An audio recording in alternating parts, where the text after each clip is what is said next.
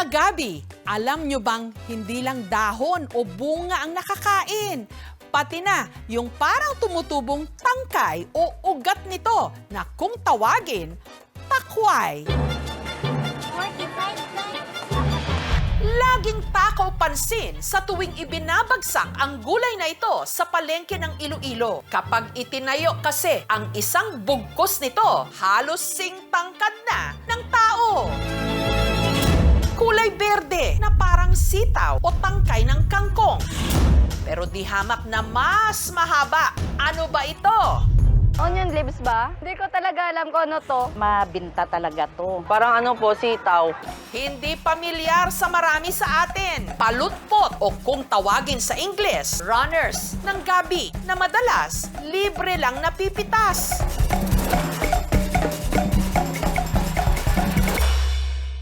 Ang tawag dito ng mga Ilonggo, takway. Sa aming mga Ilocano, sagibsib. Ang kalahating ektaryang lupaing ito sa Pasig City sa Iloilo, pagmamay-ari ng pamilya ni Joanne. Sagana rito ang dahon ng gabi o kung tawagin naman nila, abalong.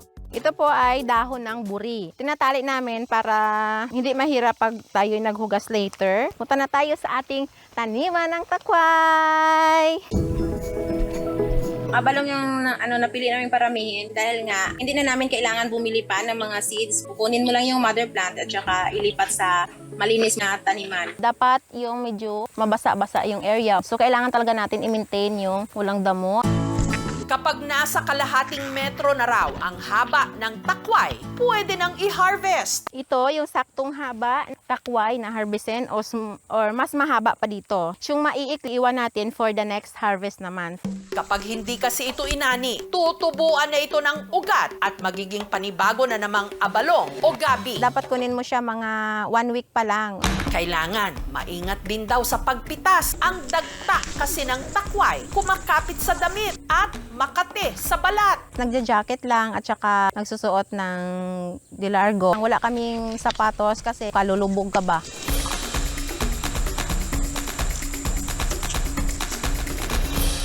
Super dami natin na harvest. Kada linggo, nakakaani sina Joanne ng 100 kilos ng takway. Para hindi maputol, pahaba na lang yung pagkalagay. Let's go, go, go! Pagod!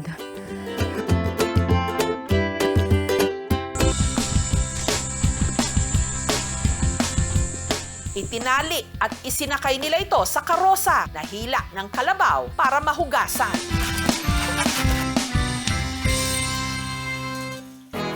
Ang mga natuyong takway, tinimbang at saka itinali. Bawat bugkos nito na ibibenta nila ng 60 pesos. Ang iba, binabalatan na nila para hindi na raw maabala pa ang kanilang mga customer. 150 pesos naman kada kilo ang benta. Mahirap siya balatan kasi nga nakadikit talaga yung kanyang balat ba. Dinadala namin sa bayan at ibinebenta doon pang wholesale din.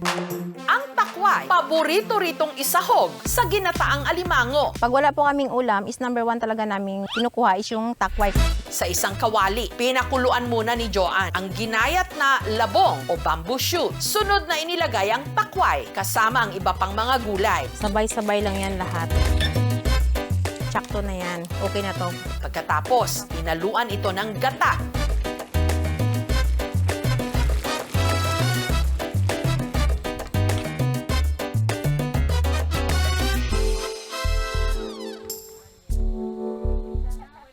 Masarap ang takway pag sinahog sa gata.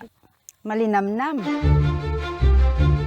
Ang takway, pinansaganding pansit ng bukid dahil tumutubo lang ito kung saan-saan. Matataas yung mga pag makakatipa. Ang likod bahay nga ni na Jenaline, tinubuan din ang mga abalong. Kaya madalas din ditong kumakaway-kaway ang ready to harvest ng takway. Kusang tumubo lang hindi namin tinatanim. Ang special recipe naman ni Jenaline ang tinawag niyang poor man's adobo. Tinatawag siyang pagkain ng mga mahihirap kasi libre dito sa amin. Kinukuha lang namin sa paligid. Binalatan at hinimay ang takway. ang magpapalasa raw sa kanyang adobong takway bukod sa toyo at sukang sasa, bagoong alamang. Hindi natin to ihaluin. Makati pag hinalo mo siya. Takpan na lang natin at hayaan kumulo at lumambot. Pwede na itong haluin. Luto na siya kasi.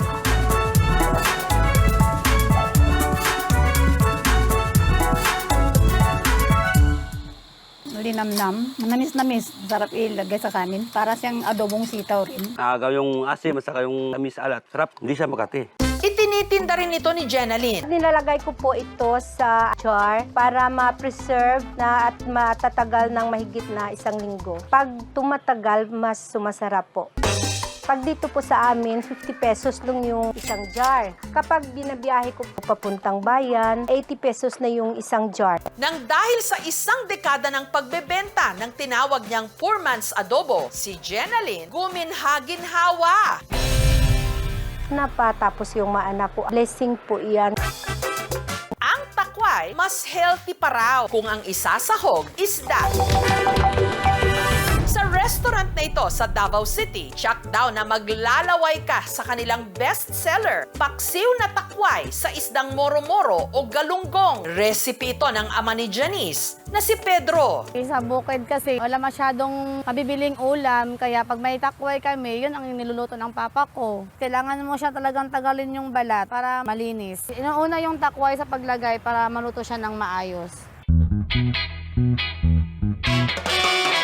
Ang sikreto raw para hindi maging makate ang takway kapag kinain, huwag ito masyadong haluin habang iniluluto. First time ko nakatikim, masarap para talaga ang takway.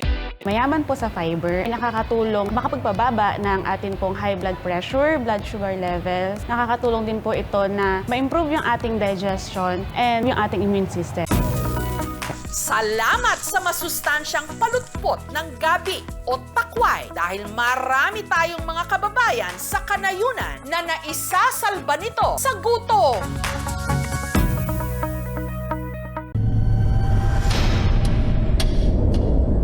Parang eksena sa isang sci-fi o Hollywood movie. Ang nasaksihan sa ilang probinsya ng Hilagang Luzon, pasado hating gabi nitong Huwebes. Ang kalangitan kasi biglang nagliwanag sa pagbagsak ng isa. Ayun. Asteroid. Sabi ko lang doon, wow. Oh my gosh, wow. Pero may iba hindi namangha sa halip na bahala. Ang pagdaang ito raw kasi ng asteroid, sinabayan din ng mga kakatwang pangyayari. May mga namataan po kasi kaming mga ibon, unusual. Madaling araw tapos sabay-sabay silang umiikot-ikot. Yung maliliit po na bato, bumagsak po sa bubong. Ang pagbulusok ng asteroid, maituturing ba talagang signos o masamang pangitain? Napanalangin ko na sana po ay hindi yun mangyayari. Maraming taong maapektuhan. Yun. Uy! Uy!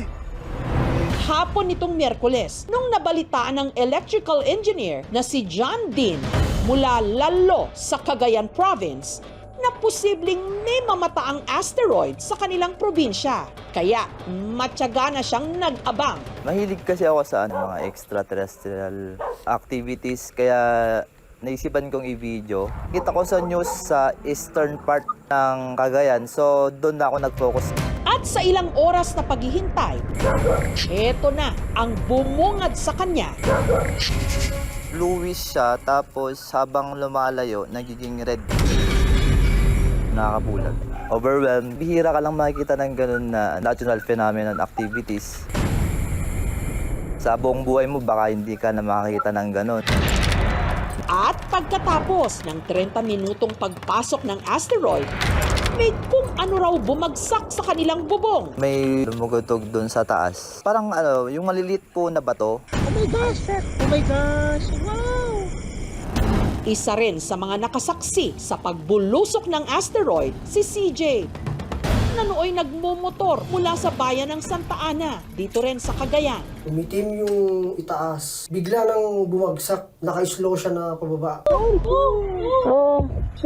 Pinapanood ko lang siya na nakatulala lang ako. Si first time kong makakita ng ganun. Pero ang kanilang pagkamangha napalitan ng kaba nung biglang May narinig po akong sumabog. na sinundan pa raw ng pagyanig ng lupa. Within 3 to 5 seconds, may mga tumawal na po na aso. Sabihan na pag may mga ganung pangyayari na bigla-bigla, may mga bagyo na parating. Mulan na nung matapos bumagsak. Ang dagat kung saan nila nakitang dumaan ang asteroid, bigla raw nagngalit. Sinabi nila na hindi na sila nakaligo kasi nga yung bigla nang tumaas yung tubig. Pinapanalangin ko na sana po ay hindi yun mangyayari. Maraming taong maapektuhan. Yun! Uy! Uy! Ang magkapatid namang sina Christian at George mula sa Ilagan, sa probinsya naman ng Isabela, sa halip na ma-excite sa balita. Medyo nagulat, natakot. Baka kasi may shockwave. Yun po yung iniisip namin. Nakadagdag pa raw sa kanilang kaba. Nung ilang oras bago ang pagbagsak ng asteroid, bigla raw naglipara ng mga puting ibon malapit sa kanilang bahay. Napakadami naman nila na paikot-ikot lang po sa area. Medyo eerie, medyo nakakilabot. Gayunman, lakas loob pa rin daw silang nag-abang. Umakyat kami nung mga madaling araw, 1 hour before ng event. Hanggang sa hindi nga sila nabigo. Habang binivideohan nilang pagbulusok ng nakamamanghang liwanag, nakarinig din daw sila ng kakaibang tunog. Parang kulog na medyo disperse po yung tunog na medyo malayo. Sounds talaga ng isang meteor, katulad dito ng isang jet fighter na nagpo-produce na isang sonic boom associated with the shockwave.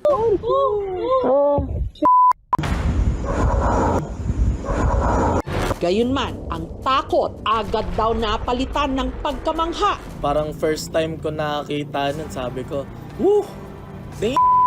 Ikala ko katapusan ko na kasi sobrang liwanag.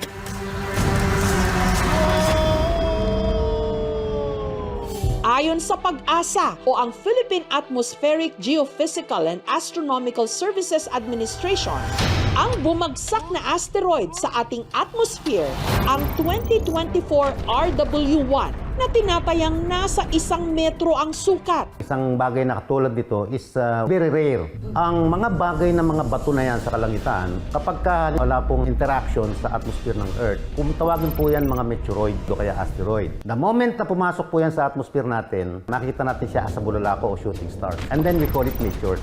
Siyempre, pagpasok po natin sa atmosphere niyan, and so masusunog siya. Kung malaki siya, yung pinaka-nucleus na matitira doon, nakakasurvive. At pag yun ang tumama sa lupa, yun ang magkikreate ng konting crater, tatawagin natin yun, meteorite naman. Ang prediksyon ukol sa 2024 RW1, hapon na ng Miyerkules na iulat ng isang organization. Kaya hindi raw sila agad nakapag-abiso sa publiko. Normally, ay gumagawa kami ng press statement before that. Pero ang nangyari kasi, nung kinumpute nila ang trajectory, ilang oras lang, ay magpo-point of entry na. So ang nangyari doon, ipinakalat namin yung lahat ng mga information. Kaya ang ating mga kababayan ay naalerto ng tungkol doon. Ayun! Ang 2024 RW1, ika-9 na asteroid na na-detect sa kasaysayan ng ating planeta. Pero ang tanong ngayon, saan kaya bumagsak ang 2024 RW1? Yun nga ang magiging disaster and threat kapag medyo malaki at kung sa lupa tatama, kung halimbawa matsyempuhan ka noon. Alam naman natin ang history na kung bakit nawala ang dinosaurs. Pero bihira ngayon yan bihirang mangyari yun. In-expect po na ang 1 meter na ito, na pagka pumasok sa atmosphere natin, ay talagang masusunog na lahat. At kung may nakasurvive man siya, sa dagat babaksak. Pinabulaan na naman ang pag-asa na ang pagbagsak ng asteroid sa mundo may kaakibat na signos. Ito ay walang kinalaman sa meteorology sapagkat ang ating natunghayan ay astronomical in nature. Kapag ang isang tao ay mayroong isang karanasan na hindi niya kayang ipaliwanag, hahanap ka ng pwedeng maging dahilan. Maski naman yung sinaunang mga civilization. Kapag ang isang bagay nasa kalangitan, ang unang tendency kaagad is something is from a heavenly power. Yun! Uy! Uy! Dahil sa nakamamangha at napakapambihirang phenomenon, Ang makakita ng asteroid sa ating kalawakan, hindi nakagulat-gulat. Kung kakabit na rin nito ang kung ano-anong mga paniniwala at kwentong bayan. Ayun! Sa kasaysayan ng sangkatauhan. Oh my gosh! Wow! Thank you for watching, mga kapuso. Kung nagustuhan niyo po ang videong ito, subscribe na sa GMA Public Affairs YouTube channel. And don't forget to hit the bell button for our latest updates.